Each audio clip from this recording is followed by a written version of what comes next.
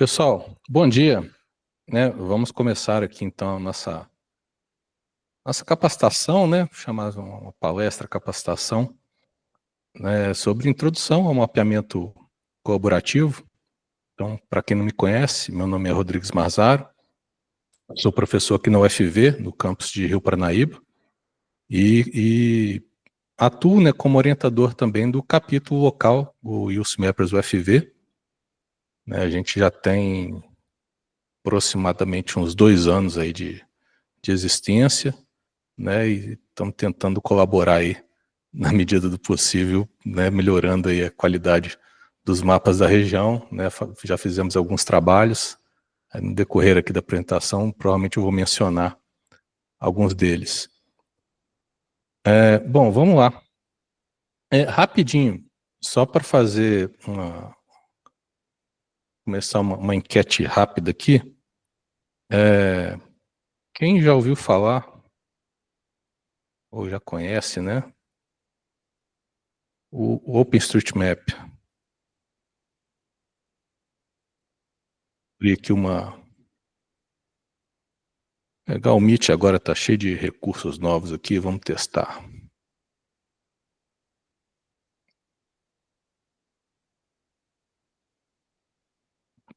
Tem uma enquete criada aí, ver se vocês conseguem responder. É só responder, já conhece o OpenStreetMap? Sim, não?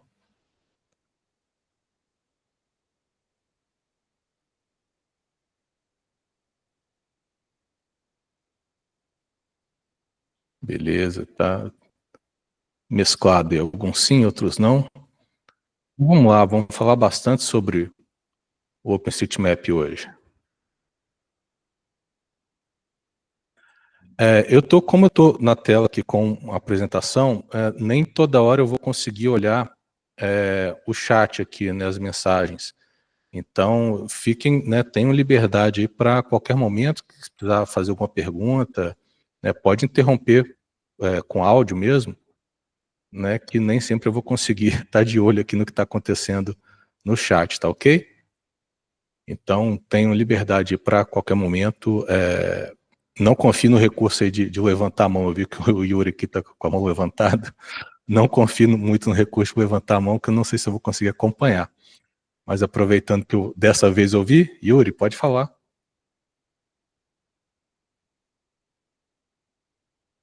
Apertou por engano aí o botão? Não, foi por engano mesmo. Meu. Bom, então vamos lá, né? Senão a gente tem a hora do almoço aí pra gente, como limite aí pra gente terminar. Sim, essa apresentação vai ficar gravada, depois a gente vai disponibilizar lá no canal do YouTube do capítulo, né? Então, a qualquer momento vocês podem revisitar lá para pegar alguma coisa que revisitar algum conceito, né, que a gente vai passar aqui hoje, ok? Vamos lá, então. Então, esse aí o lema dos Youth Mappers, né? Não fazemos apenas mapas, né? Formamos mapeadores. E o objetivo dessa capacitação é justamente essa, né? Dar essa introdução para quem está começando, né, no mundo aí do mapeamento, principalmente do mapeamento colaborativo, né? Passar um pouquinho aqui da filosofia de como as coisas funcionam, né? Nesse mundo, né? E como o trabalho dos Youth Mappers ajuda aí nesse sentido.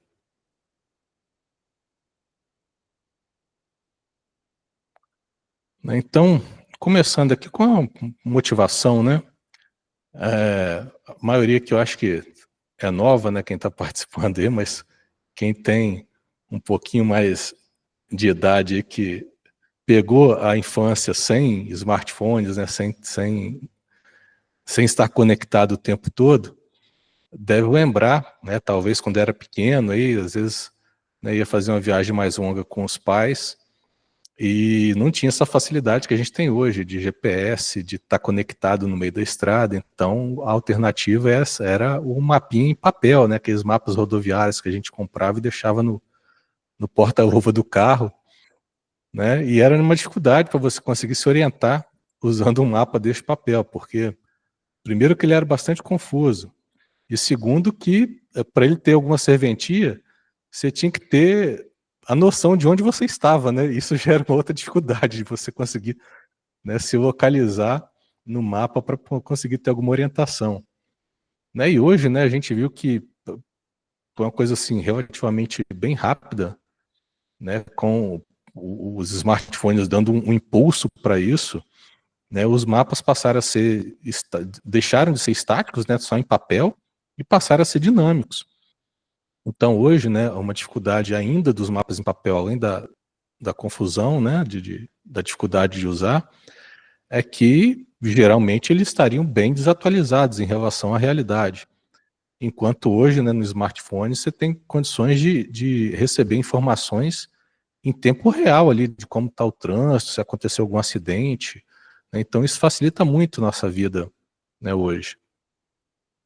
E se a gente for reparar bem, né, ao nosso redor tem uma infinidade de aplicações que acabam fazendo, né, precisam ter informação geográfica ali de qualidade, ou seja, mapas de qualidade, né? Então, Uber, Lyft, o Google Maps, o Waze, as ferramentas de hospedagem, né, Book, Airbnb, que quando você vai lá fazer uma pesquisa de algum local para ficar, ele te mostra lá a informação no mapa e você consegue ter uma noção melhor, né, se sua hospedagem vai ficar próximo de onde você precisa ir naquela cidade, né, se vai te facilitar. Uma série hoje de serviços que dependem, né, de informações, né, geográficas de qualidade, mapas de qualidade. E não só isso, né, a gente tem aqui, né, desde coisas do nosso cotidiano, como a gente viu os vários aplicativos, né, o roteamento, né, de sair do ponto A e chegar ao ponto B, turismo, quando você vai para algum local, você não conhece, conseguir localizar os pontos de interesse, né, as atrações turísticas, os locais onde você deve ir, né, o lazer, para, né, encontrar, né, onde é que é o local aí da próxima balada, né, encontrar com os amigos, né, a gente já não tem mais aquele mapinha do churrasco, né, naquele local isolado, que o pessoal fazia um rascunho ali tentando dar uns pontos de orientação e geralmente alguém chegava bem tarde porque se perdia no meio do caminho. Hoje você bota a coordenada lá e pronto, né, compartilha a localização e todo mundo chega certinho. Mas além disso, né, aplicações aí na ciência e no governo, né, em todas as esferas, no governo municipal, estadual, federal, né, preciso de ter informação de qualidade, né, para trabalhar com planejamento urbano, para saber como lidar, né, a melhor forma de agir em relação a desastres, né, enchente, a deslizamento de terra, queimada, incêndios, terremotos, né, a gente não tem aqui, mas em vários locais do mundo, né, isso acontece. E em situações de negócios, né, logística, e-commerce, hoje tudo depende, né, de você ter informações corretas e informações geográficas o mais precisas possíveis. Bom, os desafios que a gente tem que tratar em relação, né, aos mapas tradicionais. Geralmente eles são de acesso restrito, né, ou seja, os dados, eles não, quando você compra, né, comprava um API em papel, né, aqueles dados eram da empresa que produzia, você não tinha acesso a coletar aqueles dados e usar da forma que você bem entendesse, né, os dados pertencem à empresa, então você não tem um uso facilitado desses dados. A gente acaba tendo um custo elevado, né, de quando a gente está usando dado proprietário, mesmo quando você tem, né, níveis de serviço que são gratuitos, como por exemplo, né, o Google Maps, você consegue fazer muita coisa de forma gratuita, mas se você precisar usar de forma mais intensiva, né, os dados da Google, né, por meio de acesso, por exemplo, a uma API, né, via programação, provavelmente, né, se a sua aplicação for um pouquinho mais, quiser um uso um pouquinho mais intensivo desses dados, você vai ter que começar a pagar, né, uma assinatura, e você já sai da faixa de serviço gratuito e começa a ter que pagar pelo uso desses dados, né? Então acaba inviabilizando muito tipo de serviço que poderia surgir por conta desse custo, né, que tem que ser arcado pelas pessoas. A questão da desatualização, né, é difícil para uma única empresa, mesmo, né, do tamanho da Google, mas é muito difícil ela conseguir manter dados atualizados para todas as partes do mundo, né? Tem uma limitação aí do que as empresas conseguem fazer para manter esses dados atualizados. Então, geralmente, com os dados proprietários, né, os mapas tradicionais, a gente acaba tendo esse problema de desatualização, né? Em cidades grandes, né, você tem os dados mais atuais, mas em cidades menores, que é justamente esse quarto tópico, nessa falta de cobertura local, você acaba tendo muito mais dificuldade de encontrar, né, dados atuais e precisos, né, dados de qualidade. Então, a cidade pequena como a nossa aqui do campus, né, a gente está falando de uma cidade que tem pouco menos aí de 15 mil habitantes, uma cidade muito pequena. Então, digamos que não traz muito interesse das grandes empresas, né, em investir para melhorar muito a qualidade dos dados que a gente tem aqui para a cidade. Né? Então a gente pode fazer essa comparação, né, esses problemas em relação aos mapas, né, mapas de dados proprietários, né, ficam restritos aí pelo uso da licença, sempre tem alguma licença que restringe o uso ou exige o pagamento, né, para ser utilizado, enquanto a necessidade, né, que está desse lado à direita, a necessidade das pessoas é que esses dados estejam acessíveis, sejam abertos, sejam livres, né, que o uso seja gratuito, independente do uso que for feito, e possa ser usado livremente. Enquanto os proprietários têm atualização lenta, como a gente viu, né, a necessidade é que os dados sejam atualizados na medida em que as coisas vão acontecendo no mundo real, né, no mundo físico. Então, foi criado um novo loteamento na cidade, você já quer que aquele loteamento apareça ali no mapa, né? Algum nome de rua foi alterado, uma mão de direção de alguma rua foi alterada, você já quer colocar essa informação no mapa, né? Surgiu um novo negócio, abriu uma nova empresa, você quer atualizar, né? Ter esse dado atualizado e não esperar, né, até que a boa vontade da empresa ali que está trabalhando com esses dados possa atualizar, né, corrigir esses dados. Então, né, a gente não quer que esses dados, né, tenham um acesso aí que tem um custo alto e que o uso seja limitado. A gente quer que o acesso seja para todo mundo, né, qualquer um que desejar usar os dados que estão ali disponíveis, né, pode usar. E que tenha, né, essa cobertura global, que realmente todas as partes do mundo sejam contempladas, né, possam ter dados de qualidade, e não só os grandes centros, como a gente frequentemente vê, né, nas grandes empresas, né, que fornecem mapas, acabam tendo, né, por questões de mercado, acaba tendo um foco em oferecer dados de qualidade, né, limitado aí aos grandes centros. E aí vem a pergunta, né, se os mapas são tão importantes, né, por que que ainda tem tanta limitação no acesso e na qualidade dos dados? Né? Talvez a gente possa falar tinha, né? Por que que tem tanta limitação? Porque hoje, né, com a facilidade que a internet, as plataformas que surgiram na internet possibilitam para a gente pode agora começar a falar do assunto da nossa capacitação, que é justamente, né, o mapeamento colaborativo. Então, essa é a ideia. Né? A ideia é dar poder para todas as pessoas que desejam contribuir. Então a gente tem, né, o papel dos voluntários que vão coletar os dados de diferentes formas, né, tem N maneiras de você contribuir, né, com dados geográficos de qualidade, a gente vai ver umas no decorrer aqui da apresentação. Uma vez que os voluntários coletam esses dados, né, esses dados são compartilhados de alguma forma em alguma plataforma. Né? Geralmente essas plataformas, né, e a própria comunidade tem maneiras de verificar a qualidade desses dados, né? Então sempre algum voluntário com mais experiência, né, é encarregado ali de fazer essa verificação para ver se os dados que foram contribuídos estão corretos, né? Tem um nível de qualidade necessário, né, para fazer parte ali da plataforma, da base de dados, e uma vez, né, que esses dados foram contribuídos, foram verificados, eles estão agora, né, abertos e disponíveis para todo mundo.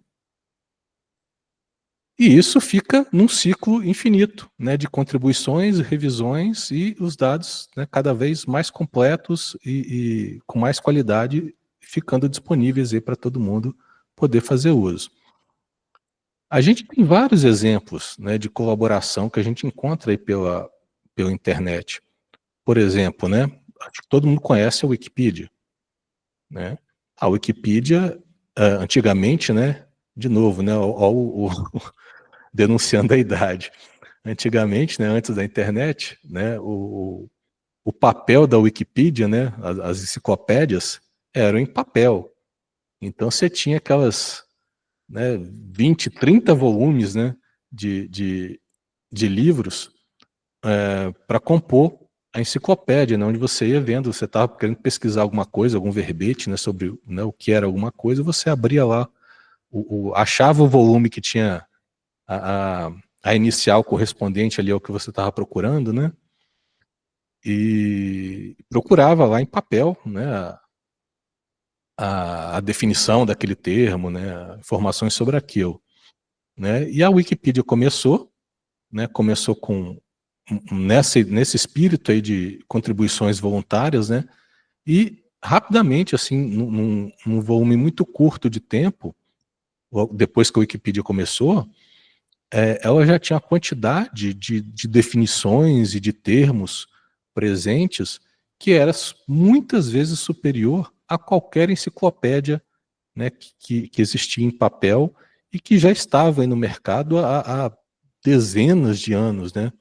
Algumas, né, algumas já eram até mesmo centenárias, né, as mais tradicionais. Então você vê como que o poder da contribuição, né, consegue rapidamente, né, superar uma abordagem que era tradicional, né, de uma empresa e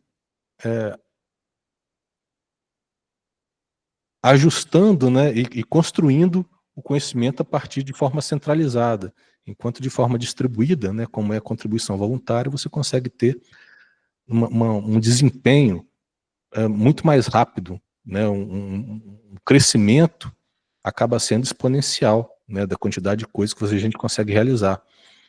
Né, o OpenStreetMap que eu citei aqui no início, né, é a grande plataforma que a gente tem no que diz respeito à contribuição voluntária de informação geográfica. Então acaba sendo esse grande banco de dados, né, que vai permitindo que uma série de outras aplicações comecem a aparecer, né, justamente porque o uso é gratuito, uma vez que o dado está no OpenStreetMap. E você tem outros exemplos, né, a Wikidata, você tem tem todo um ecossistema Wiki, né? A Wikidata é uma iniciativa para você tentar fazer com que tudo vire um dado estruturado que você possa consultar via código, né, de facilitar consumir esses dados via programação, né, fazendo uso do computador. A Wikimedia, né, que um site também faz parte do framework aqui da estrutura da Wiki, né, para você hospedar imagens, vídeos e arquivos multimídia, né, que sejam de uso gratuito, né, licença que permita o seu uso. E você tem outras abordagens aqui, como, né, a gente chama de ciência cidadã. Eu coloquei alguns exemplos aqui. Esse eBird e iNaturalist, eles são bem parecidos, né? O eBird é uma plataforma colaborativa para as pessoas que fazem observação e estudo de pássaros, colocar os relatos, né? Relatos, fotos e trocar material nesse sentido. Então, as pessoas podem contribuir, por exemplo, né? Nós estamos aqui bem no meio do cerrado, né? O cerrado aqui mineiro. Então você tem aqui as aves típicas, então a pessoa pode, né, identificar, tirar foto, mostrar onde é que foi observado e colocar essa informação dentro dessa plataforma. E aí fica disponível para todos os outros pesquisadores também desses assuntos. Esse iNaturalist é bem parecido, só que ele é mais genérico, né? Enquanto esse aqui é focado em pássaros, esse aqui é focado em tudo, né, tudo que diz respeito à natureza e biologia, essa plataforma aqui pode ser utilizada para fazer o registro, né, e o compartilhamento dessas informações. E esse OpenSeaMap, né, ele seria o que o OpenStreetMap é para os navegadores, né? É uma coisa que a gente às vezes não pensa no dia a dia, né, mas para quem se aventura aí a fazer rotas marítimas, né, você precisa ter uma série de informações de, né, qual o melhor caminho, onde é que você tem pontos de parada interessantes, onde você vai ter assistência mecânica, se necessário, para fazer algum reparo ali no navio, no barco, né? Então, esse serviço procura dar esse tipo de plataforma para as pessoas poderem contribuir, né, com informações desse tipo. E aí fica acessível a todo mundo que precisa. Bom, mas qual que é a motivação, né? Por que a gente deve colaborar, então? Né? Não é porque existe a plataforma que as pessoas acabam utilizando, né? Mas vou dar aqui alguns motivos, né? Então, primeiro, a gente consegue ter uma atualização contínua desses dados, que geralmente é feito por quem está próxima do local, né? Então, o exemplo que eu dei, né? Surgiu um novo loteamento na sua cidade, você pode ir lá e, né, colocar essa informação no mapa das ruas, o nome das ruas, né, as casas que forem sendo construídas, você mesmo pode colocar essa informação, né, no mapa, não precisa esperar por ninguém, né, para ter um mapa ali bem atualizado. O acesso fica aberto e gratuito, qualquer pessoa pode utilizar. A gente vai ter essa cobertura global, né, desde uma vilazinha no meio lá da savana africana, né, até um grande centro, a gente consegue ter, né, oferecer dados com o mesmo nível de detalhe, a mesma qualidade, né. Quando você consegue formar grupos locais, né, acaba fortalecendo bastante assim a questão do engajamento, as pessoas começam um fenômeno interessante, né, a partir do momento que as coisas ganham visibilidade no mapa, né, parece que elas se tornam mais evidentes, né, e isso acaba engajando mais ações, né, que vão acontecendo no ambiente. E, como a gente vai ver daqui a pouquinho, né, que eu vou mostrar alguns exemplos, isso acaba formando uma base grande para a inovação. Você ter os dados disponíveis abre possibilidade, né, para muita gente criar, né, serviços, criar aplicações para esses dados que às vezes, né, quem pensou em organizar os dados nem tinha ideia de que aquilo seria possível, né? Então, realmente vira uma plataforma para lançamento, né, de novas tecnologias e novos serviços. E nesse espírito aí de colaboração, né, a gente vem para o foco aqui do nossa principal plataforma, que é o OpenStreetMap, né? Então, um breve histórico primeiro, né, do que levou à criação do OpenStreetMap foi justamente essa necessidade de ter dados disponíveis, né, gratuitos, abertos, para se poder trabalhar. Então, por volta aqui dos anos 2000, este Steve Coach, em inglês, e pesquisador também, né, acadêmico, ele estava precisando, né, de dados ali, dados geográficos, ali, mapas, né, da região, para poder trabalhar, e não tinha, né, e os que tinham, ele ia precisar pagar uma boa quantia, né, para poder utilizar e, né, não tinha o nível de detalhe adequado que ele precisava. E aí dessa necessidade surgiu a motivação. Ele chegou e falou: já que não existe, eu vou dar um jeito de criar aqui uma plataforma, né, para as pessoas, para eu poder contribuir, para as pessoas poderem contribuir e a gente criar, né, esses mapas e ter esses dados à disposição quando necessário.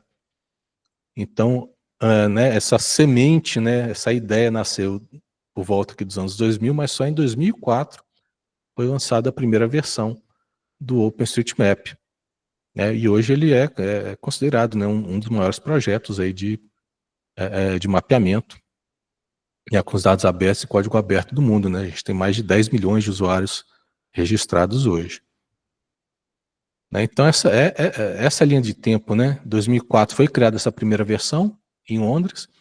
Em 2007 foi criada a Fundação OpenStreetMap, que é a organização que gerencia a estrutura, né, a infraestrutura do OpenStreetMap, que dá o direcionamento, né, de como as coisas devem ser organizadas, né, que cuidam da parte de servidores, né, de financiamento, tudo isso, né, é a Fundação OpenStreetMap quem faz, né. E aqui alguns exemplos, né.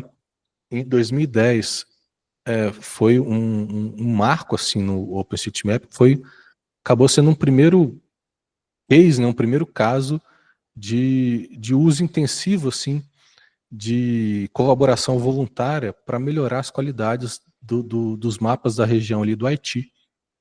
E como teve, né, os terremotos lá no Haiti, assim, devastou tudo, né? Depois que passa uma coisa dessa, assim, um terremoto, você só tem um amontoado de detritos, né? Então você já não sabe mais onde é que existia casas, o que é que aquele monte de tijolo no chão, o que é que aquilo representava, isso era uma casa, era um prédio, ou era só um muro, ou era uma escola, era um hospital, o que que era isso, né? Então, houve esse grande esforço, né, de colocar, né, as coisas no mapa justamente para facilitar, orientar as pessoas que estavam no local dando assistência, né, as equipes de socorro e tudo mais. Inclusive foi esse caso aqui que dessa necessidade surgiu uns serviços aqui, algumas plataformas que a gente vai ver um pouquinho mais para frente, né? Em 2015 atingiu um marco aqui de 2 milhões de usuários, né? E hoje, né, acaba sendo a principal fonte utilizada aí para acessar dados geográficos, né, tanto por governo, quanto por empresas, quanto por organizações não governamentais, né? Realmente hoje o OpenStreetMap virou, né, a principal fonte de dados geográficos a ser utilizada. Tem uma visão aqui do site, né, em 2010, então você vê que ele era, né, você tinha aqui a visão do mapa e interface bem, digamos, datada, né, com as coisas, você já percebe que já não é uma coisa atual. E se a gente for acessar hoje, né, o site do OpenStreetMap, você tem uma visão já bem mais limpa, né, da interface, bem mais ao que a gente está acostumado aí a ver em outras ferramentas, né, comerciais e proprietárias, como o Google Maps e afins. Bom, mas o que é exatamente, né, o OpenStreetMap? Né, ele é esse projeto de mapeamento colaborativo, então toda a base de dados do OpenStreetMap e vai permanecer e sempre vai ser gratuita e aberta para todo mundo. Qualquer pessoa pode contribuir, qualquer pessoa mesmo, basta, a única limitação é que a pessoa faça a conta, crie a conta no OpenStreetMap, né? Vai lá criar seu login, é um processo que se demora ali 2 minutos para fazer, né? Basicamente informar um login, um nome, um login e um e-mail para você fazer seu cadastro, e a partir daí, com a sua conta criada, você já está apto aí a fazer contribuições, né? De diferentes formas, como a gente vai ver. A contribuição que você faz é imediatamente integrada à base de dados do OpenStreetMap. Então, qualquer coisa que você faça, qualquer edição que você faça, uma vez que você salvou aquela edição, aquilo lá já está disponível para todas as pessoas do mundo, né? Qualquer pessoa pode usar esses dados gratuitamente. A única limitação que a gente tem é que quando é feito o uso dos dados do OpenStreetMap, você só faz a citação da fonte, né? Você diz que aqueles dados vieram do OpenStreetMap. Essa é a única restrição. Fora isso, você pode usar, inclusive, para aplicações comerciais, né? Então, apesar do visual que a gente vê do OpenStreetMap, essa visão de mapa, né, das coisas ali bonitinhas na tela, né, mas o mapa em si, essa visualização em si, já é uma aplicação feita em cima do OpenStreetMap. O OpenStreetMap, na verdade, é um grande banco de dados, né, um repositório de dados que armazena toda essa informação, né, e a visualização é uma das maneiras que a gente tem, né, de enxergar esses dados, né, uma parte desses dados, né. Muita coisa é filtrada nessa visualização, porque senão sobrecarrega muito ali, né. fica muito confuso. Então, quando a gente abre ali um mapinha, a gente está vendo só as informações, né, relevantes ali para conseguir entender ali o ambiente. Esses dados estão espalhados, né, ao redor do mundo, né, você tem vários conjuntos de servidores aí que usam facilitam, né, o acesso de diversas partes do mundo para manter o desempenho, manter um certo nível até de redundância, né, para você ter segurança ali de caso alguma máquina dessa, algum servidor dessa falhe, você tem cópias dele espalhadas aí pelo mundo. A base fica na Holanda, né, em Amsterdã, e esse conjunto de servidores recebe o nome, né, de Planeta, né, Planet OSM. E aí, para mostrar que realmente, né, a base é completamente aberta e gratuita, se vocês entrarem lá no site do Planet OSM, vocês digitarem lá Planet OSM, vocês vão cair nessa página aqui. E lá toda semana eles preparam, né, um arquivo que contém toda a base de dados do OpenStreetMap. Né, a forma de armazenamento é um arquivo XML, com um arquivo texto. Então, você tem um arquivo, né, hoje de 154 gigabytes que compreende, né, né, os dados de todo o OpenStreetMap para todo o planeta, todo o mundo. Você consegue baixar um arquivinho menor, né? Esse aqui é só o arquivo das mudanças, ou seja, das edições que foram feitas na última semana, né, de 7.4 GB. Então, a ideia aqui é, eu peguei a base completa aqui né, os 154 GB, baixei o arquivo completo. Se eu já tenho essa versão anterior, eu consigo pegar só este arquivo aqui de alterações, né, e atualizar esse meu arquivo anterior para facilitar, né? Ao invés de eu ficar toda hora tendo que baixar 150 gigas, né, eu vou baixando só o arquivo de alterações e vou atualizando aquela cópia que eu já tinha. Né? Claro que, né, não preciso, poxa, né, eu quero trabalhar com dados aqui da cidade aqui de Rio Paranaíba. A cidade é pequenininha, eu vou ter que baixar os 154 gigabytes para trabalhar com Rio Paranaíba? Não, né, a gente consegue trabalhar só com, né, subconjuntos aí, né, com extratos, né, que a gente chama desses dados, só da região de interesse. Você tem, aqui na própria página do Planet OSM, você tem nessa seção aqui, né, de extratos, né, e espelhos, né, cópias, né, nesse site aqui do GeoFabric, você consegue, eles já também deixam prontos para uso extratos de várias regiões do mundo, né, por país, por estado, depende muito assim do tamanho, né?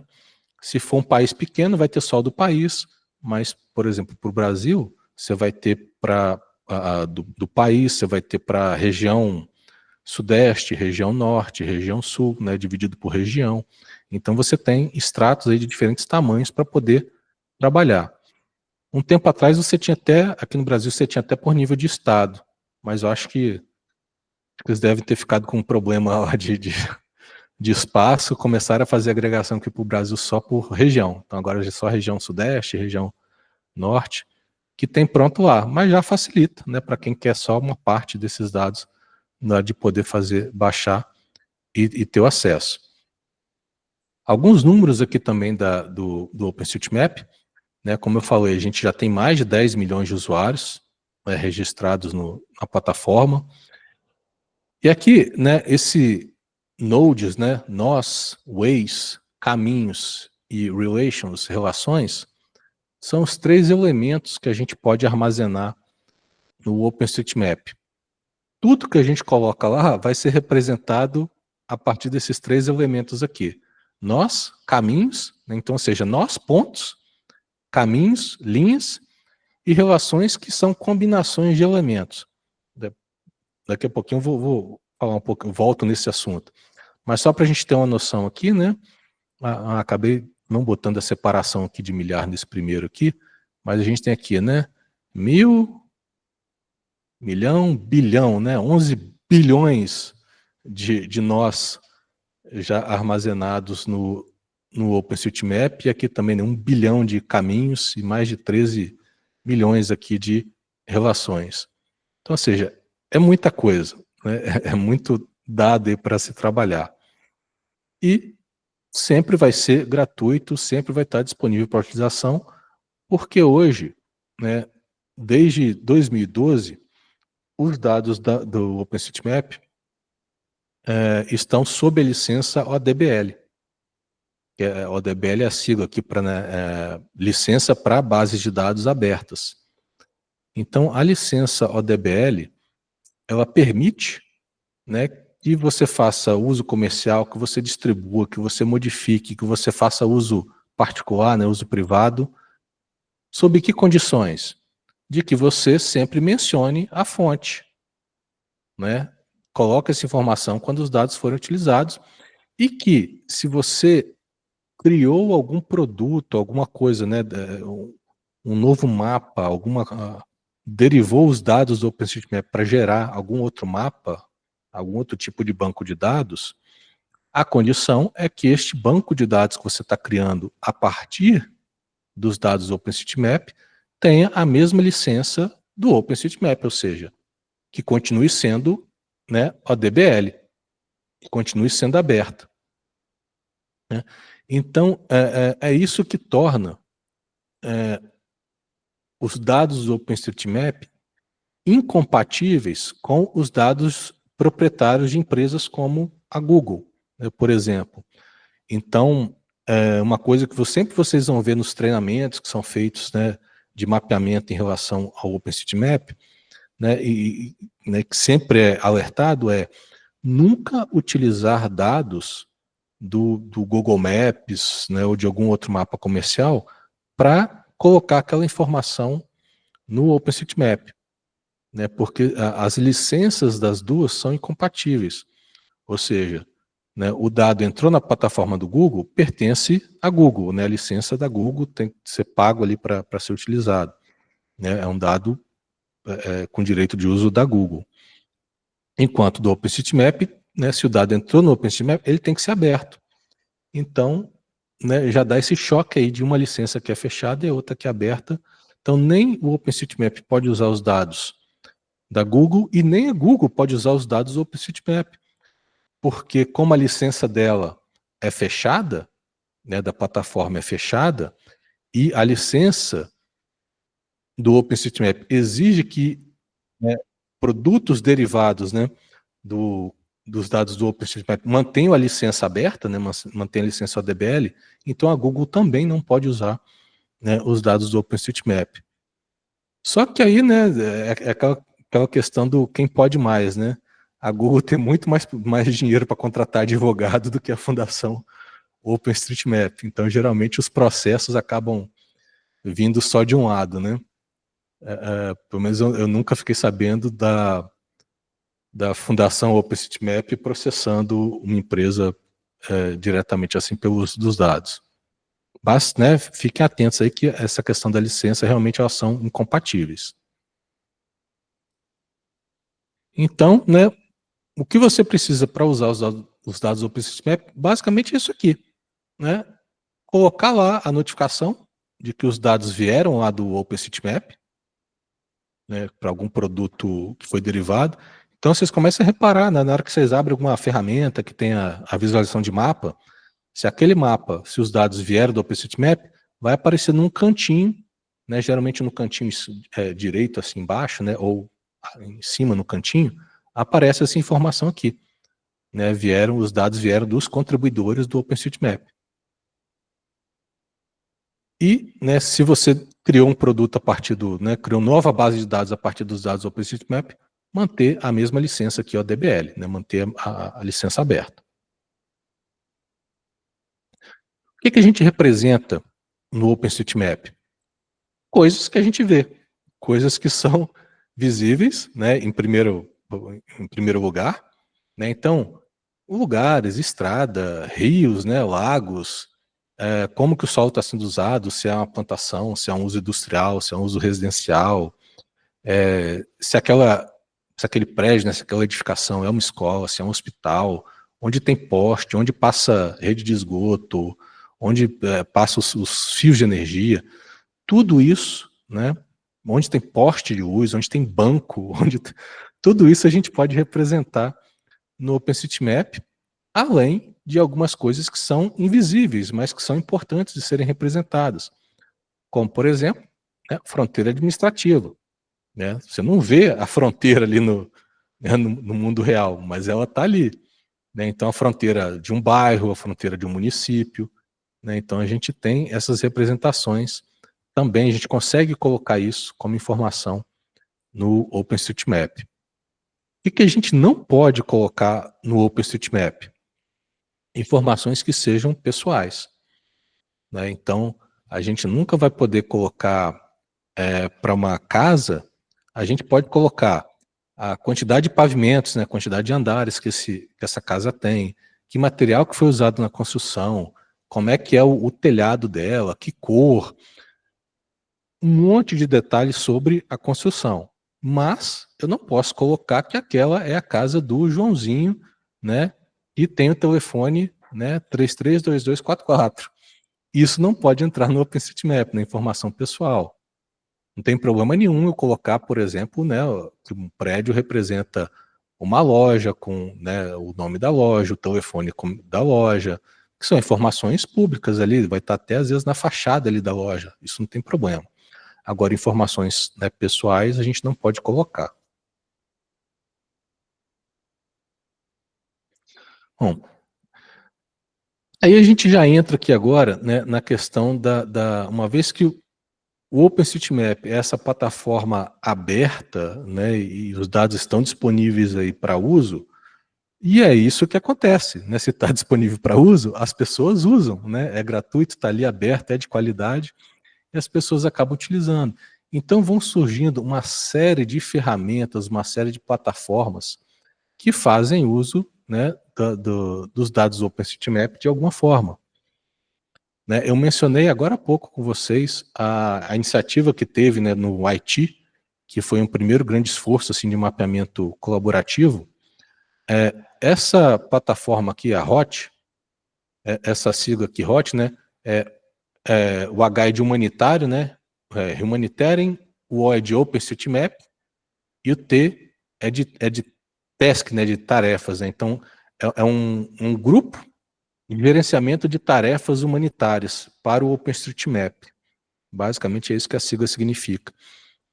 Então, o que aconteceu nesse esforço de colaboração para melhorar os mapas do Haiti?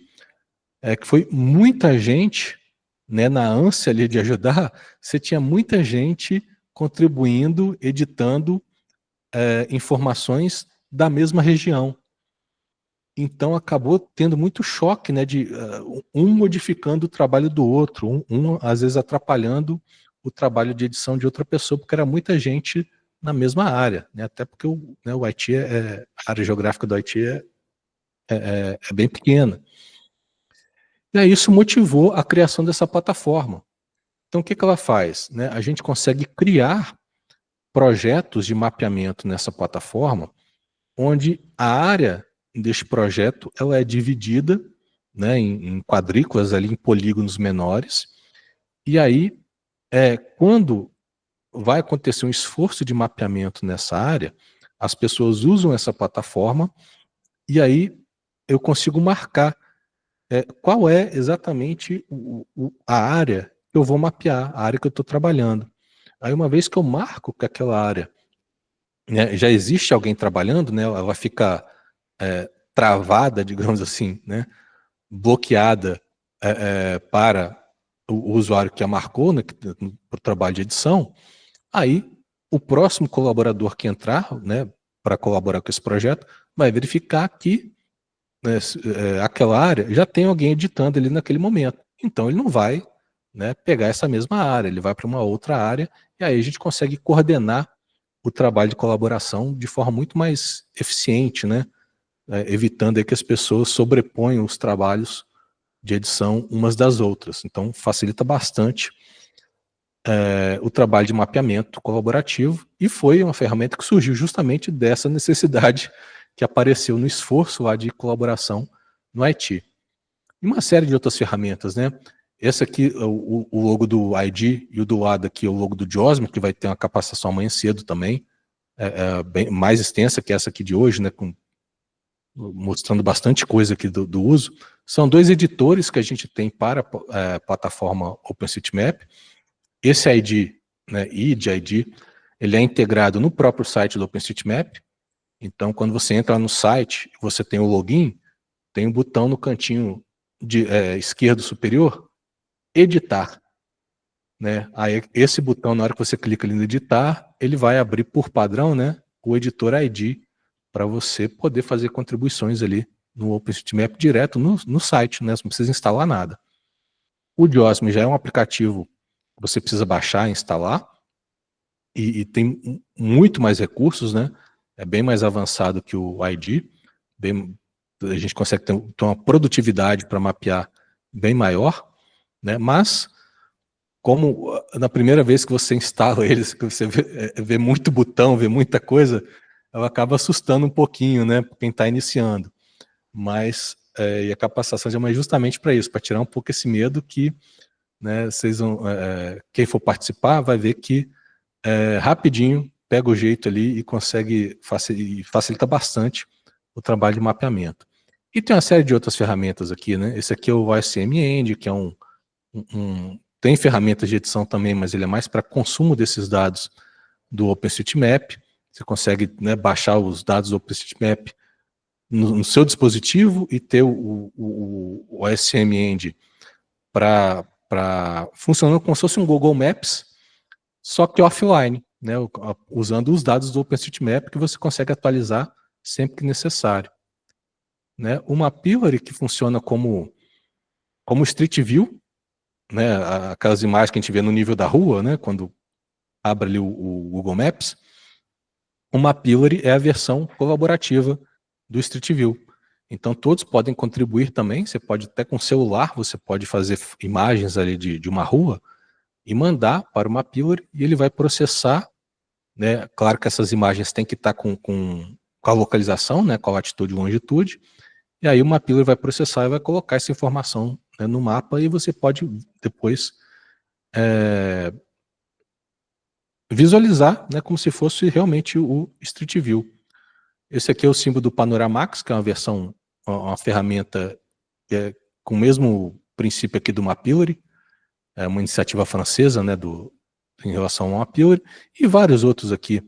Aqui são vários aplicativos móveis que a gente tem à disposição, né, o Organic Maps aqui na direita e o Maps.me, que também usam os dados do OpenStreetMap para funcionar como, né, mapas offline que você pode utilizar na hora que precisar.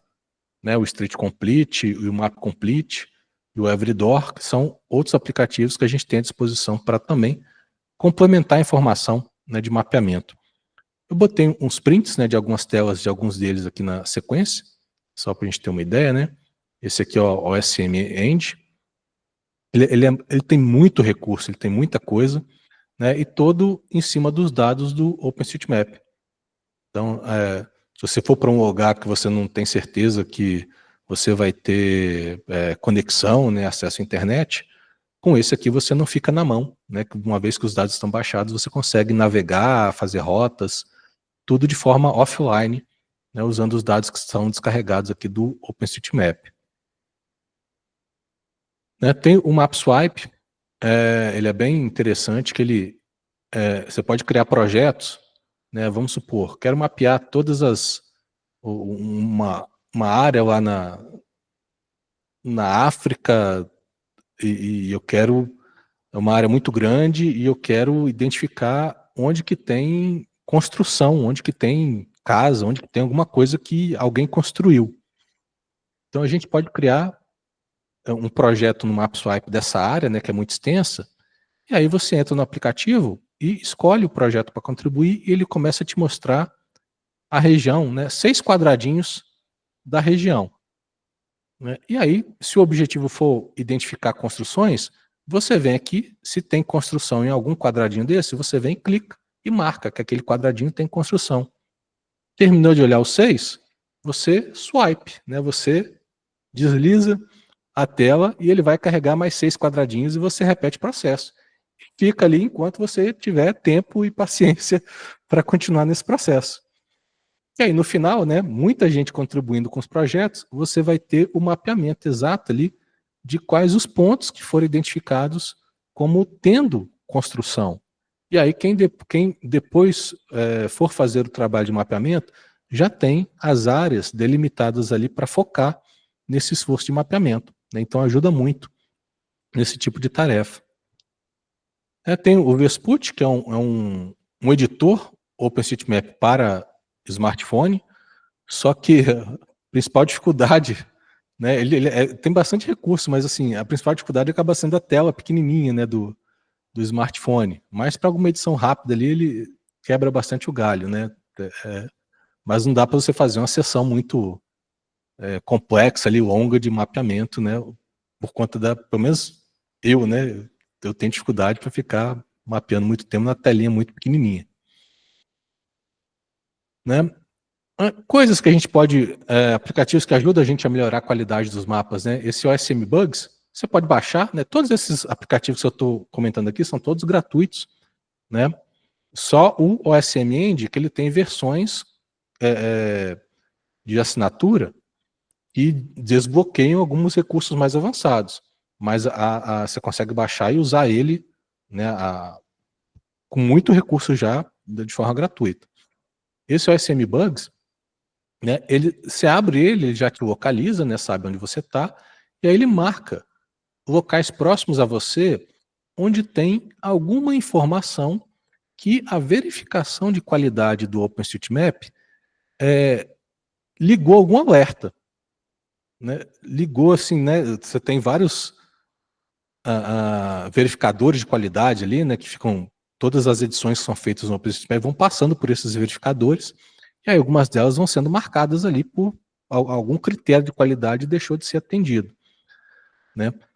E aí essa ferramenta te indica, né? Para você fazer uma verificação, para ver se realmente é um problema que tem que ser corrigido, ou se é, né, o que a gente chama de um falso positivo. Às vezes a ferramenta lá ligou o alerta, mas a informação está correta. Aí você marca lá que está correta e ele desliga o alerta, né? O Street Complete, que é outro aplicativo nesse sentido assim, chama de orientado à missão, né? Você abre o aplicativo e ele já carrega os dados ao seu redor, e aí você pode escolher, né, o que você quer contribuir. Você tem várias camadas aqui que você pode deixar habilitadas, né? Então, eu quero informar quais as ruas que têm iluminação, ou a situação das superfícies aqui das vias, onde é que é asfalto, onde é que é concreto, onde é que é paralelepípedo, onde é que é terra, né? Então, onde é que tem calçada, onde é que não tem calçada, onde tem ciclovia, então, a numeração de casas. Então, tudo isso você pode, né, ir contribuindo. Então, ele, de acordo com a camada que tiver habilitada aqui, ele vai mostrar os ícones aqui para você na tela, e quando você clica no ícone, ele começa a te fazer perguntas daquele local, né? Então aqui, ó, esse local aqui, né, tem passagem de pedestre aqui, está marcado no chão, essa passagem terrestre, aí você vai respondendo, e tudo que você vai respondendo aqui, já vai automaticamente para o OpenStreetMap, né? Já é uma informação que vai ficar atualizada e disponível para todo mundo, né? Isso que é interessante. O Organic Maps, né, um outro, como se fosse um Google Maps aqui também offline, que você pode baixar os dados, né, e fazer rotas e marcar pontos, né, de interesse aqui, tudo offline. Então, se você planeja, às vezes, alguma viagem, né, para algum local que você sabe que você vai ter dificuldade de conexão, e que você precisa saber onde ficam as coisas, né, para conseguir sair de algum aperto ali, né, encontrar o hotel, encontrar alguma casa ali, um estabelecimento que você precisa chegar, você pode baixar o mapa e já marcar, né, aquelas posições aqui no mapa, e tudo vai funcionar de forma offline. Então, muito útil. E outro aplicativo aqui, né, o Everdoor, e também é nesse esquema, né, de você ir contribuindo. Ele vai te marcando elementos no mapa próximos a você que precisam de ter alguma informação complementada. E quando você clica, ele abre aqui a interface para você ir complementando as informações, né, que você tem ali à disposição para aquele elemento. Então, isso aqui já é o que a gente chama de um micromapeamento, né? Porque quase sempre o trabalho de mapeamento vai estar sendo feito em cima de imagens de satélite, imagens aéreas. Então, da imagem aérea, você está vendo o contorno da edificação, né? Aquela visão de cima. Só que você deixa de ter muito detalhe de coisa que você só consegue ver estando ali, né, na rua. Né? E aí esses aplicativos permitem que a gente faça esse complemento do trabalho de mapeamento que foi feito a partir das imagens de satélite. Inclusive aqui a gente, né, já tem algumas atividades programadas aqui no capítulo para fazer uns passeios aí pela cidade para fazer um mapeamento desse tipo, né, usando os aplicativos. Recentemente, semana passada, a gente fez um aqui para mapear as árvores do campus. Né? Então o pessoal, né, usando os aplicativos ali, foram complementando essas informações, né, das árvores que já estavam marcadas, mas que você não tinha, né, mais informações a respeito delas. Bom, como é que esses dados, então, esse monte de contribuição, como é que isso vai parar dentro do OpenStreetMap? E aí eu já comentei com vocês um pouquinho, né, mais cedo, tudo no OpenStreetMap vai encaixar em um desses três elementos. Ou vai ser um nó, ou vai ser uma linha, ou vai ser uma relação. Tudo. Tudo que você pensar no OpenStreetMap, né, vai ser uma dessas três coisas. O que é exatamente um nó, né, ou um node, né, do termo aqui em inglês? Esse realmente é a matéria-prima. Só o nó, o pontinho, que tem posição, latitude e longitude. Os outros elementos, né, a linha e a relação, são agregações desses pontos. Né? Se eu pego 2 pontos, eu tenho uma linha. Se eu pego vários pontos, eu tenho várias linhas, né, se elas estiverem na sequência. E se por um acaso, nessa sequência de pontos, o último ponto coincide com o primeiro, eu tenho um polígono, né, uma linha fechada. Né? Aí o OpenStreetMap considera como uma área, né, um polígono.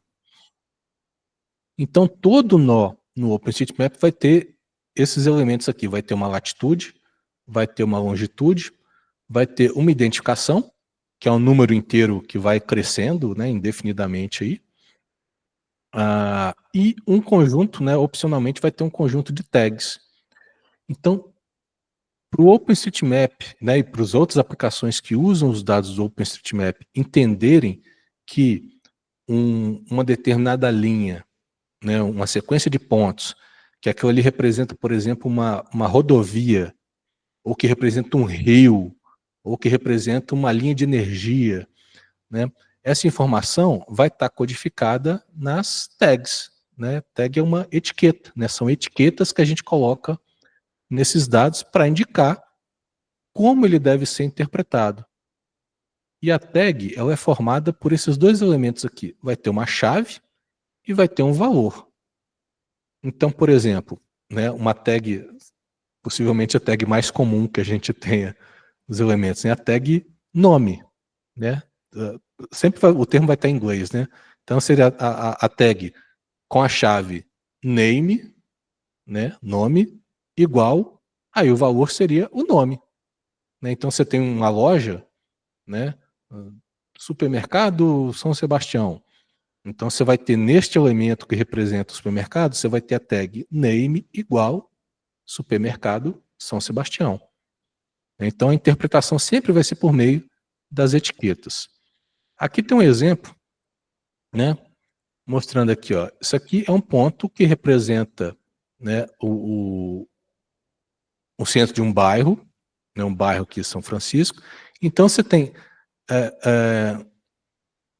quando eu comentei com vocês do banco de dados OpenStreetMap, né, que é um banco de dados em XML, XML, né, é uma forma estruturada de texto, né, estruturada para a gente representar informação, né, representar dados. Aqui a gente tem um exemplo, né, esses dados estão em XML, onde a gente consegue ver aqui, ó, este pontinho, o Node ID, né, a identificação dele é essa aqui. Então este número representa este, né, pontinho em todo o conjunto de dados do OpenStreetMap. Você tem aqui, né, quando que ele foi criado, modificado, né, quem foi a identificação do usuário, né, então a identificação numérica aqui do usuário, o login do usuário que fez a modificação, né, se esse dado é para ser visualizado no mapa ou não, né, se ele está visível, qual é a versão. Então, versão 1 significa que ele é a primeira vez que ele entrou no mapa. Se alguém vem aqui e pega esse ponto e fala, a posição dele não é aqui, a posição dele é um pouquinho mais para o lado. Então, isso modificou aquele ponto, vai ser criada uma versão 2 deste elemento. Então, cada modificação que ele sofre, né, este contador aqui da versão vai sendo aumentado. Qual é a identificação do change set? Né? O change set é um conjunto de modificações. Então, toda contribuição que vai para o OpenStreetMap vai dentro, né, do que a gente chama desse conjunto de alterações, de um change set que recebe essa marca, né, essa identificação e quem foi que fez, quem foi o responsável por esse conjunto de alterações. Por que isso é importante? Porque, por exemplo, né, é detectado algum tipo de tentativa de vandalismo nos dados do OpenStreetMap, alguém tentando apagar muita coisa, né, fazendo modificações ali em massa de muitos elementos, e fica configurado que algum tipo de manipulação indevida nos dados, você tendo eles agrupados no mesmo change set, você consegue reverter facilmente, né, isso que foi feito. Então você tem um grupo dentro da fundação OpenStreetMap, que é o grupo fica específico para verificação de qualidade dos dados no OpenStreetMap, né, que tem esse poder, né, de verificar se um conjunto de alterações muito grande está correto, e se não estiver correto, consegue reverter facilmente, né, para ele voltar ao estado original. Né, então, né, esse nozinho aqui ó, tem, né, uma latitude, tem uma longitude, e tem o conjunto das tags, as etiquetas. Ó. O K é o key, né, de chave, e o V é o valor. Então, tem duas tags, né, para esse nozinho. A primeira tag é o nome, São Francisco, está aparecendo aqui o São Francisco. E a segunda tag é a chave dela é place, né, lugar, e o valor subúrbio. Então, ele está dizendo que este pontinho, né, ele tem um nome que é São Francisco, e está fazendo, né, ele representa um local, né, um place, e a classificação desse local, né, subúrbio é bairro. Né, então, é um pontinho que representa um bairro. Né, basicamente é isso. Então, tudo que tiver no OpenStreetMap, né, as linhas que estão representando as rodovias, qualquer elemento que você enxergar no OpenStreetMap, ele vai ter lá o seu conjunto de etiquetas, né, para que seja feita a interpretação correta daquele elemento. Bom, as linhas, né, então esses são os pontos. As linhas, né, é uma sequência de nós, né, que você tem onde, né, o primeiro nó está conectado ao segundo nó, que está conectado ao terceiro nó, e assim por diante. Se o primeiro e o último nó são diferentes, a gente diz que é uma linha aberta. Né? Então, rodovia, algumas cercas, rios, etc., né, geralmente vão ser abertas. E a linha vai ser fechada quando o primeiro nó, né, o primeiro ponto, tem exatamente a mesma coordenada, né, exatamente o mesmo ponto do último nó. Então você tem uma sequência, né? Começa o primeiro ponto, vai para o segundo, vai para o terceiro, vai para o quarto, vai para o quinto, vai para o sexto, vai para o sétimo. Em algum momento, se ele voltar para o primeiro ponto, é uma linha fechada, é um polígono. Né? Então o OpenStreetMap trata dessa forma. E aí, né, tem uma limitação de que uma linha no OpenStreetMap só pode ter até 2.000 pontos. Né? Então, eu não consigo criar em uma mesma linha mais de 2.000 pontos. Eu falo, mas se eu precisar representar alguma coisa com mais de 2.000 pontos, aí vai entrar o terceiro elemento que a gente vai aumentar. Antes, né, um exemplo aqui do código que seria uma linha, né? Então, mesmo esquema, você tem ó, a identificação aqui do elemento. Qual o tipo do elemento? É uma way, né, uma linha. Né, de novo, né, a marca de tempo, qual é a versão, qual é o change set, quem foi o usuário que fez a modificação e a identificação desse usuário. Aqui a gente tem um conjunto de nós, aqui tem destacado, né, ó, um conjunto de nós, esse ND aqui de node, né, conjunto de nós, com a identificação. Cada número desse aqui é a identificação de um nó. Então, este é o primeiro nó, este é o segundo, este é o terceiro, este é o quarto. Então, ou seja, a partir de cada nó, você tem a sequência que forma esta linha. Então, o primeiro nó está ligado ao segundo, está ligado ao terceiro, está ligado ao quarto, está ligado ao quinto, está ligado ao sexto, e por aí vai até chegar no último. Como a gente está vendo aqui, ó, que o primeiro é diferente do último, então isso aqui é uma linha aberta. Né? O que ela representa? O que representa essa geometria, né, essa linha? Representa, a gente olha aqui o conjunto de tags. A primeira, ó, chave, highway, que é rodovia, né, o valor residencial. Então, uma rodovia do tipo residencial, que tem um nome chamada, né, Clipstone Street, né, Rua Clipstone, e ela é, ó, one way, né, de mão única, e o valor sim. Então, hoje, ou seja, né, ela é uma rua residencial chamada Clipstone Street de mão única. Então, a gente vai colocando as informações dos elementos. Então, a ideia é bem simples, né? Claro que a gente tem um conjunto bastante grande assim de etiquetas, né, de possíveis etiquetas que podem ser usadas, que na medida que a gente começa a trabalhar com mapeamento, a gente vai se familiarizando com aquelas etiquetas que a gente acaba utilizando mais, né? Com o tipo de elemento que a gente tem mais familiaridade para mapear. Bom, o terceiro elemento que a gente pode colocar no OpenStreetMap, né, são as relações. Então, uma relação, né, pode representar uma coleção de objetos, né, que podem ser nós, podem ser linhas ou podem ser outras relações.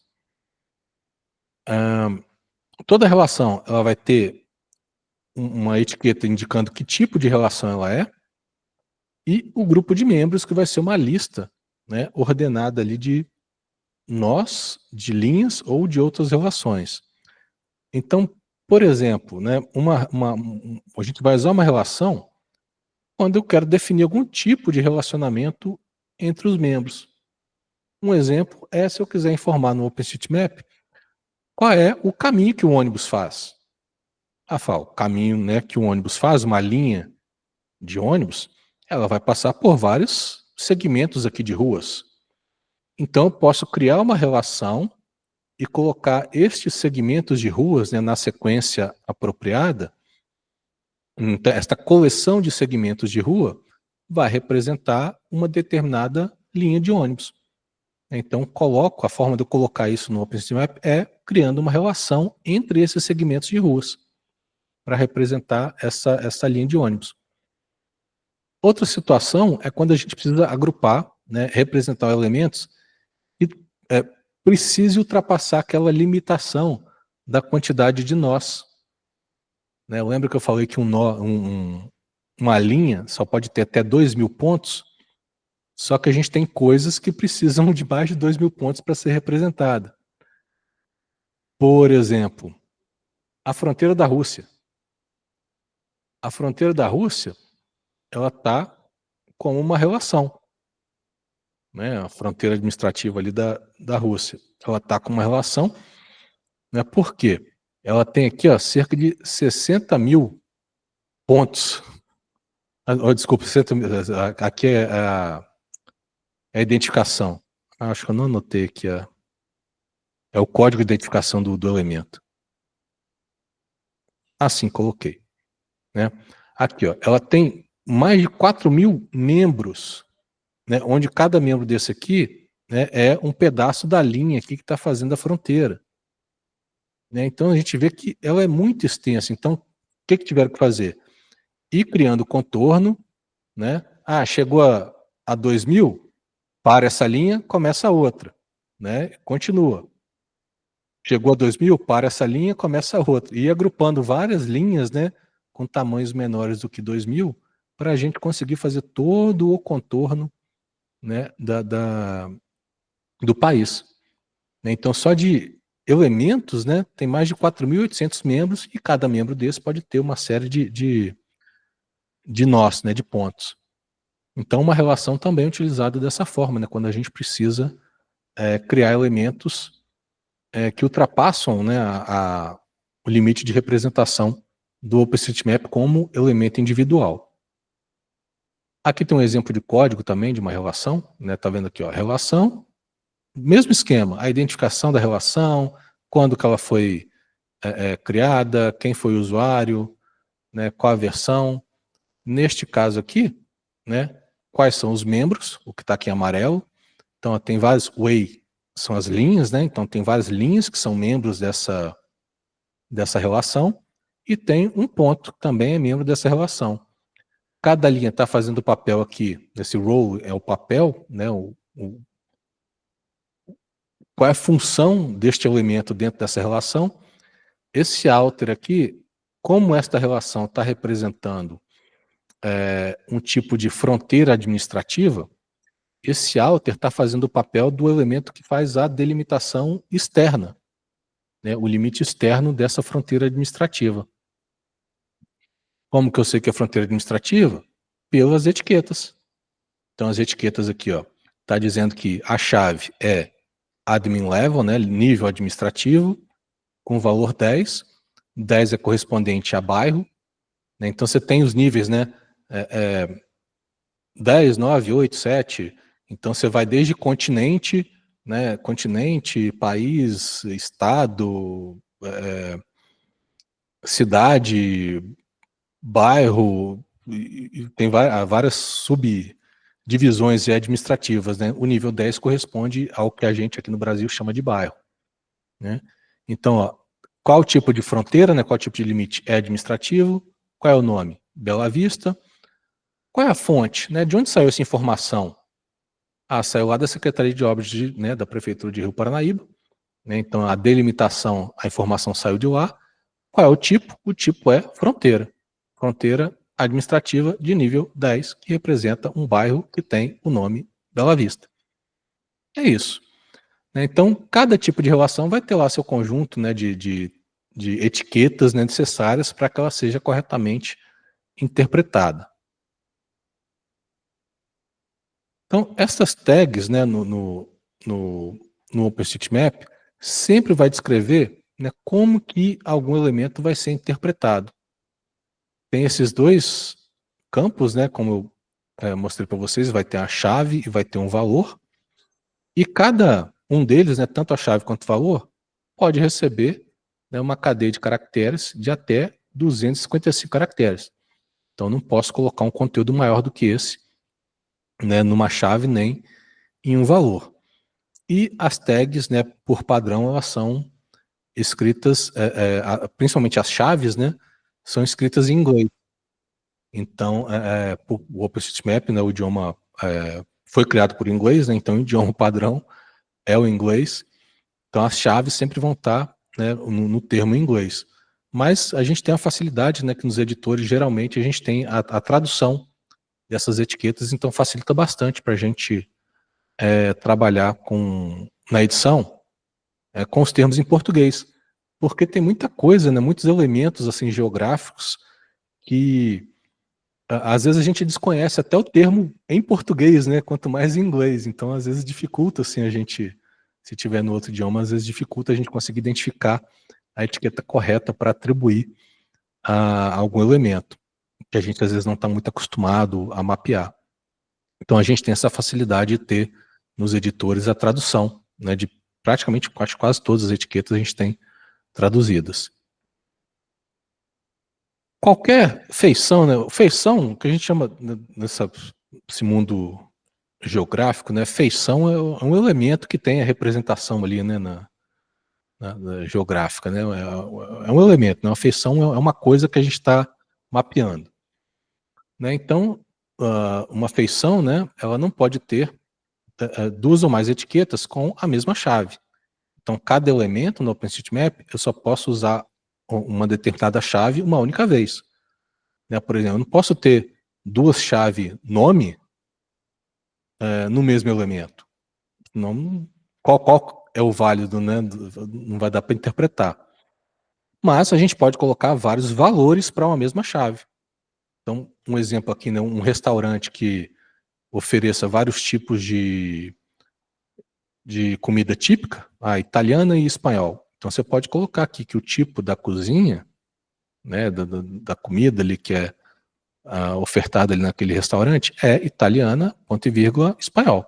Né? Então você colocou 2 valores para uma mesma chave. Tá? Isso aqui é perfeitamente possível. E o OpenStreetMap interpreta corretamente. Você tem situações específicas onde um elemento pode não ter etiqueta nenhuma. Geralmente isso acontece quando a gente cria algum elemento para compor alguma representação de algo que às vezes não tem a representação física. Por exemplo, né, a gente está falando do limite de bairro, às vezes, né, um limite ali administrativo, um limite que a gente está mapeando, vai ter algum contorno que não passa, que não é um segmento de rua, que não passa exatamente por algo que já existe mapeado. E aí a gente vai ter que colocar algum ponto, né, para conseguir compor esse contorno do limite administrativo, só que aquele ponto ele só existe para a gente conseguir fazer esse contorno do limite administrativo. Ele não vai ter representação física ali do mundo real. Então ele vai ficar sem etiqueta. Né? Ele só, a única tarefa dele é ser membro da relação ali que está representando aquele, no caso aqui nesse exemplo, né, aquele limite administrativo. Então pode acontecer da gente ter alguns elementos no OpenStreetMap que não tem etiqueta nenhuma, tá? Mas são exceções, são situações atípicas, né? O normal é um elemento sempre ter alguma etiqueta. E a gente às vezes tem combinações de etiquetas, né, para especificar, para detalhar alguma coisa. Então, por exemplo, eu tenho uma tag genérica para loja, então, para dizer que algum estabelecimento representa uma loja, eu tenho essa etiqueta aqui, shop, né, loja, né, em português. Então, é uma loja, mas de quê? Uma loja de roupas, né, clothes, não, uma loja de roupas. Ela fala, mas é uma loja que só vende roupa para criança. Aí a gente pode associar, né, você vê que é uma situação onde o valor se torna uma chave. Então, ó, é uma loja de roupas onde as roupas são para crianças. Então a gente usa esse tipo de associação, né, quando a gente está detalhando ainda mais, né, algum elemento, né, tornando ele mais específico em algum aspecto. Então pode acontecer situações desse tipo, onde algum valor se torna, né, uma chave para a gente tornar, detalhar mais aquele elemento. Coisas que a gente não deve colocar como etiqueta. Características que sejam temporárias. Né? Então, às vezes você tem uma imagem de satélite, aparece uma área ali que tá alagada. Mas só que esse alagamento foi uma coisa que aconteceu por um acaso no momento que aquela imagem foi coletada, mas que não é o normal daquela área. Então não deve receber, né, etiqueta ali de correspondente à massa d'água ou qualquer coisa assim para esse elemento. Né? Então coisas temporárias não fazem parte do OpenStreetMap.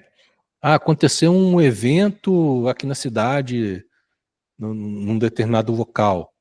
Mas esse evento não tem que ficar registrado ali no mapa. Né? O local do evento sim, agora o evento em si não. Então coisas temporárias não vão aparecer, né, no OpenStreetMap. Bom, mas de onde é que surgem essas etiquetas?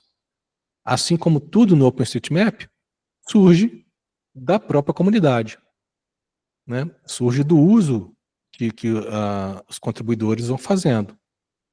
E aí, na medida que uma etiqueta vai sendo muito utilizada, ela meio que se torna um padrão.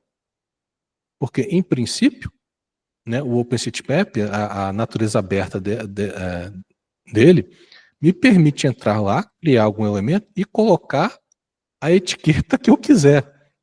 Criar uma etiqueta aqui da minha cabeça e colocar o valor que me deu aqui na cabeça, né? E ele vai aceitar, eu vou conseguir gravar, vai me dar uns alertas ali de, ó, tem uma coisa esquisita aqui, tá, mas vai me deixar, né, salvar isso. Claro que, né, se for uma coisa muito errada ali, vai ser, alguma hora alguém vai verificar e aquilo ali vai ser corrigido. Mas né, esses padrões vão surgindo do próprio uso da comunidade. Então, quanto mais uma etiqueta vai sendo utilizada, mais, né, quanto mais popular ela é, mais, digamos, padrão ela se torna, né? Mais ela vai sendo utilizada e recomendada o seu uso para novos mapeamentos. Então, assim, a gente tem esses dois links aqui da Wiki, né? Então, isso aqui é uma fonte excelente para tirar dúvidas, né? Você está em dúvida, que tipo de etiqueta que eu vou usar nesse elemento e tal. Você entra aqui no Wiki, faz a busca, né? Tem a tradução para português para quase tudo, faz a busca lá do que você acha que é aquele elemento, e ele vai te trazer, né, a etiqueta que está associada com aquilo, vai te mostrar exemplos, vai te mostrar fotos, né, com exemplos daquele elemento, para você ter um maior grau de certeza, né, para saber se aquela etiqueta está correta ou não. Então isso facilita bastante, né, essas documentações. E esse tag info, deixa eu ver se eu consigo abrir ela aqui. Cadê?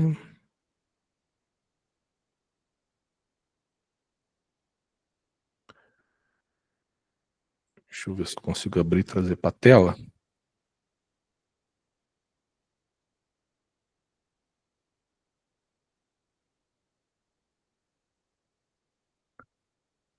Aqui, rapidinho. Né? Esse tag info, né? Aqui você tem, ó, informações da popularidade das etiquetas. Então, se você não sabe se uma etiqueta deve ser usada ou não, né? Você vem aqui, ó, essa aqui provavelmente deve ser a mais popular, né? Building igual a yes, ou seja, que alguma coisa é uma construção. Você tem aqui, ó, para esta etiqueta, né? Para este valor building, você tem aqui, ó, quais os valores que são associados a essa chave, né? Building. Então aqui, ó, né? A yes, deixa eu ver se dá para ampliar aqui, ó, né? O valor yes, o valor house, o valor residential, então vários valores, né? Onde é que isso aparece, né? As estatísticas aqui, né? O número de elementos, né? Então, ó, essa etiqueta, essa chave building, aparece em 659 milhões de elementos, né? Então, muita coisa. Então, aqui a gente tem, ó, né? E o status dessa etiqueta em relação à comunidade. Então, esta etiqueta tem uso aprovado, né, em relação à comunidade. Então, aqui a gente tem nas traduções, né, o link da Wiki. E aqui a gente vai ver, se a internet deixar.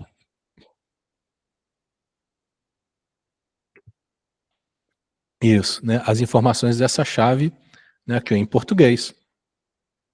Vou aumentar aqui também, ó. Né, a tag, né, etiqueta de edifício, é usada para marcar um determinado objeto como edifício, tal. Aqui, ó, os tipos, né, os valores que a gente pode encontrar. Ó, imagens, né, para basear. Então, ó, chave building, valor apartamento. Então, a gente espera encontrar um prédio de apartamento. Chave building, valor, né, barracks, né, é prédio, mas que tem esse uso, né, para pessoal militar. Então, você tem várias, né, opções aqui de combinações de valores e exemplos aqui, uma descrição e exemplos aqui para você ter uma noção melhor na hora de mapear.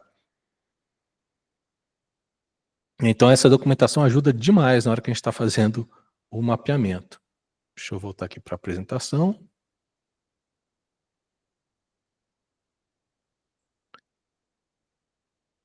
Pronto.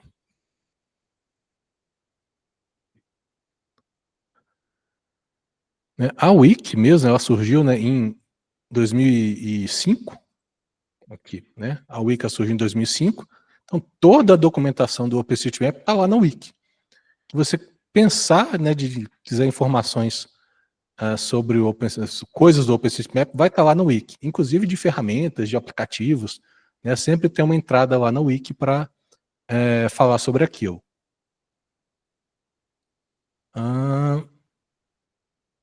Sim, né? Então, às vezes, quando a gente vai mapear alguma região que não é a nossa, né, que a gente pode ser uma cultura diferente, né, as formas de construção diferente, ou a classificação das rodovias, né, é uma coisa que muda bastante de país para país. Então, geralmente você vai ter lá na documentação, né? Pô, vou mapear rodovias lá estradas lá na África. Posso ir lá na Wiki consultar, como é que é a recomendação de etiquetas aqui para as rodovias, né, de acordo com o tipo da rodovia. Como é que eu vou classificar? Que etiqueta que eu vou usar? Então você pode consultar lá o Wiki para ter uma base, né, para não colocar uma informação incorreta ali no OpenStreetMap. Assim como tudo no OpenStreetMap, qualquer um pode contribuir na Wiki. Então você procurou um termo e de repente você olhou e falou, poxa, não tem a tradução desse termo aqui em português. Você pode criar. Você pode criar, né, a entrada ali na Wiki e colocar lá a tradução, colocar exemplos, colocar imagens, né? Então, tem essa possibilidade.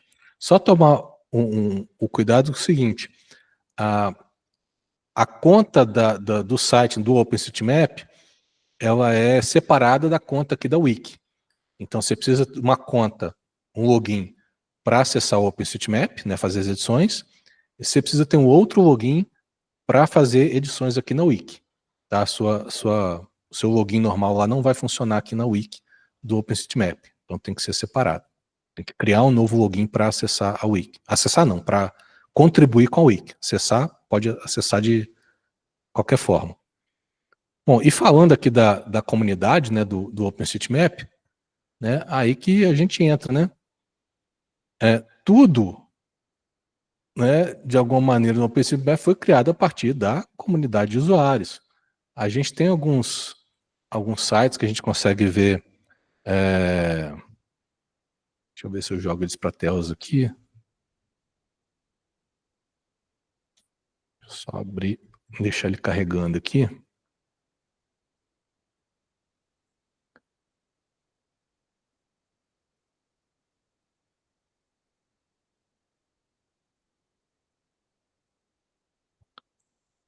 Tem este.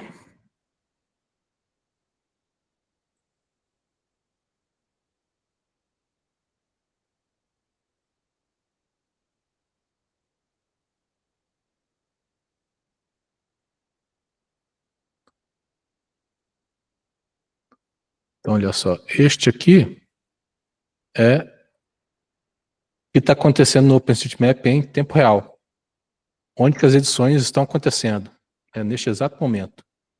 Então, cada piscada que aparece aqui, né, é um change set que foi enviado para o OpenStreetMap, né, e está sendo marcado ali. Este outro, né, ele também vai me mostrando né, em tempo quase real aqui, mas ele mostra mais assim os elementos, né, que foram mapeados. Então, 4 minutos atrás, né, alguém modificou aqui, foi modificado, né, um building, foi modificado uma rua. Então aqui fica te mostrando, né, elementos que foram mapeados aqui de forma animada. O outro aqui que eu carreguei, mas eu acho que ele precisa de um tempo aqui para começar a registrar, que é também nessa ideia de ir acompanhando as coisas ao vivo, mas ele acho que só depois de 2, 3 minutos ele começa a aparecer coisas aqui. Né? Mas é o mesmo esquema, né? Onde que estão acontecendo edições no OpenStreetMap. A gente tem uma ideia aqui que pelo tanto de pontinho piscando ali, vocês já viram que, né, sempre tem alguém mapeando em algum lugar. Né? Então vai desde alguém ali, né, os lobos solitários aí, né, mapeando, até nós aqui na comunidade, né, que a gente acaba se organizando em grupos, né, como os UCMAPers para fazer mapeamento.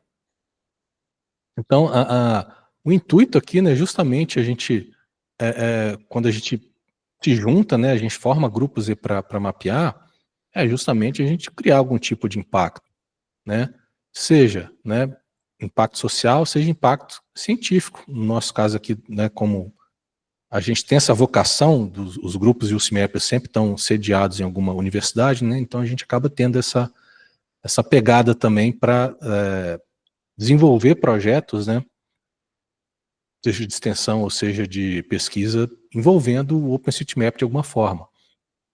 Né? Então, né, e seja atuando, né, em situações de emergência, de calamidade.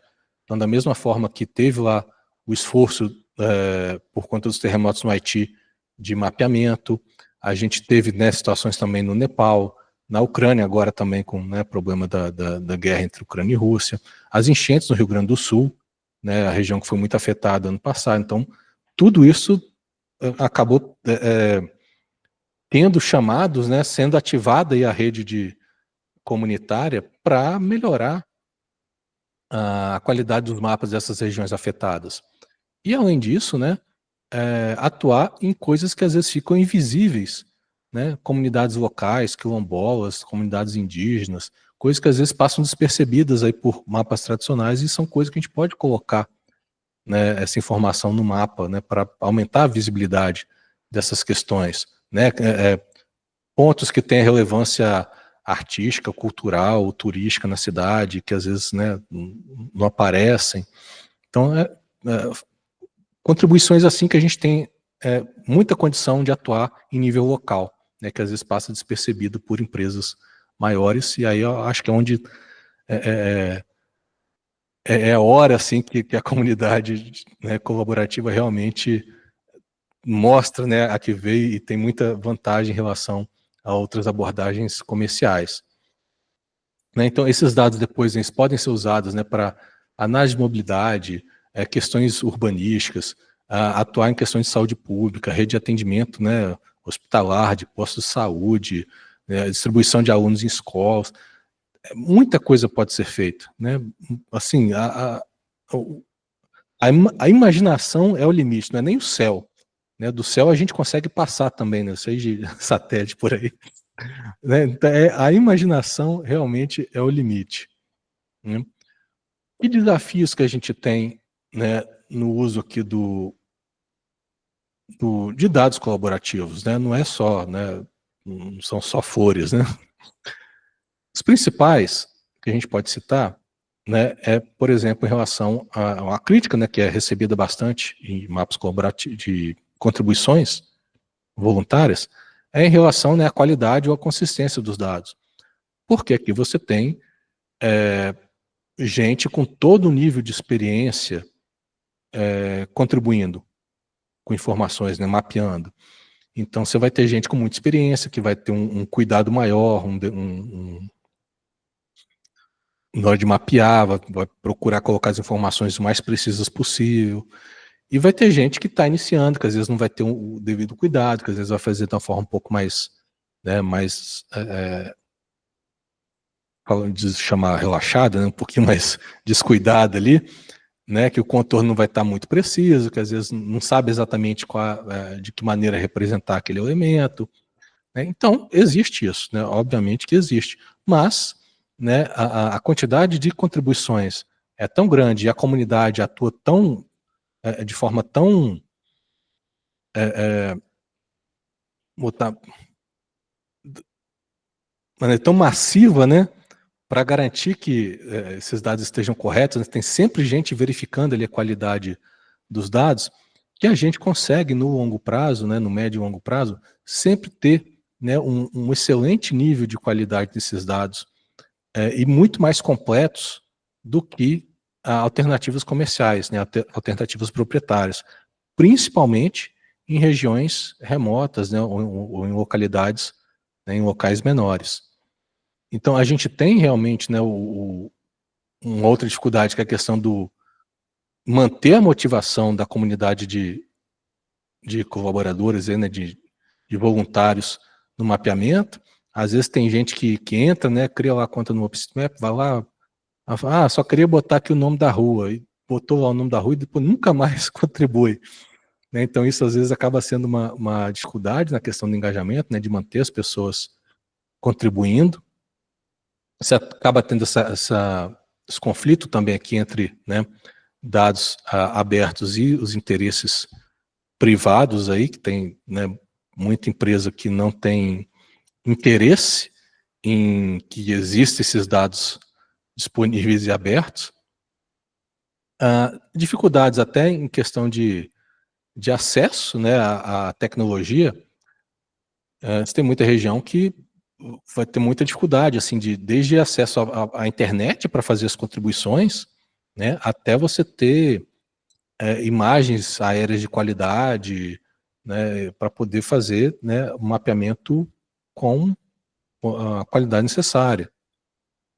E o próprio financiamento de toda essa estrutura, né? Não é barato manter toda essa estrutura do OpenStreetMap. Você imagina que são, né, pessoas do mundo inteiro acessando o tempo todo, né, fazendo operações ali, inserindo dados, apagando dados. Então, precisa de muita máquina, precisa de muito servidor e precisa, né, consequentemente, de muito financiamento para manter tudo isso funcionando. Então, acho que esses são os principais desafios que a gente pode, né, citar. E tem muita coisa que a gente pode vislumbrar ali como sendo, né, o futuro e de para onde essa questão de mapeamento colaborativo pode caminhar.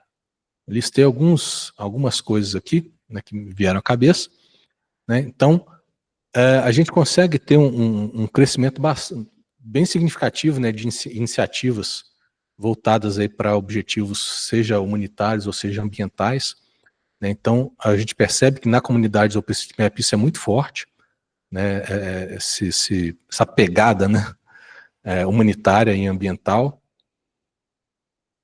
A gente cada vez mais está percebendo a inclusão de ferramentas, né, modernas, aí, como uso de inteligência artificial, uso de técnicas de visão computacional para facilitar os trabalhos de edição, né, por exemplo, detecção automática ali de estradas, de prédios, de árvores e coisas do tipo. Então a gente já tem ferramentas que trabalham nesse sentido e elas estão sendo cada vez mais aprimoradas. A gente tem hoje à disposição, né, antes a gente basicamente ficava restrito a que algum satélite passasse por cima da gente e tirasse uma imagem de qualidade e que essa imagem em algum momento ficasse disponível para a gente poder usar no mapeamento. Hoje a gente já tem alternativas, como por exemplo, né, se tiver acesso a um drone, você consegue capturar as imagens com o drone, né, e processar essas imagens e ter à disposição uma imagem de altíssima qualidade, né, com a resolução muito mais alta do que a imagem de satélite para fazer um mapeamento detalhado de algum local. Então, o Street View é a mesma coisa, você fica, às vezes, dependendo do carro da Google passar pela sua cidade para você ter ali as imagens, né, no nível da rua, para poder ter essa informação, né, poder ver como que são as ruas sem precisar sair da frente do computador ali para consultar alguma coisa, né? E hoje a gente tem facilidade também, seja com smartphone ou seja com câmeras específicas, né, que faz essa captura da imagem 360, a gente consegue nós mesmos, né, coletar esse tipo de imagem e com plataformas como o Mapillary ou como o Panoramax, enviar essas imagens para lá que vão ser processadas e vão ser colocadas, né, corretamente no mapa e ficar à disposição para uso de todo mundo. Então hoje a gente tem esses recursos, esses avanços que permitem que a gente faça serviço tão bom ou às vezes melhor do que, né, seria a alternativa aí, de esperar alguma entidade comercial disponibilizar, né, esse tipo de recurso. A gente tem iniciativas, né, por exemplo, tem a Fundação Overtur, né, Overtur Maps, que tem várias empresas envolvidas, né, como a TomTom, a Meta, a Microsoft, a Amazon, né, que elas estão tentando integrar dados de diferentes fontes para criar uma grande base de dados integrada, né, com esses dados. Então você tem lá a Microsoft que está fazendo, disponibilizou a informação dos prédios, né, das edificações que foram detectadas lá pelas ferramentas de inteligência artificial. Então estão tentando integrar isso, juntando com os dados do OpenStreetMap para tentar criar um mapa único com todas essas informações integradas. E que na ideia é que esses mapas, né, vão continuar abertos aí para uso, né? A TomTom, inclusive, né, é muito parceira aqui né, do grupo UC Mappers, tanto global como aqui no Brasil, né? Ela ajuda vários capítulos, o nosso aqui, inclusive, é um dos que, né, a TomTom tem parceria e frequentemente eles nos auxiliam aqui para promover diversas atividades, né? Então, é muito interessante essa parceria, né, que a gente consegue ter com as empresas e acaba sendo um jogo de ganha-ganha, né? A gente ganha, né, o apoio ali para realizar as atividades, para às vezes conseguir participar de algum evento, né? E as empresas, né, conseguem ter esse retorno também pelo próprio serviço que a gente acaba desempenhando aqui, né, de melhorando a qualidade dos mapas, que no fim das contas são mapas que vão ser utilizados também pelas próprias empresas, né? Então acho que é um jogo de ganha-ganha bem interessante, né?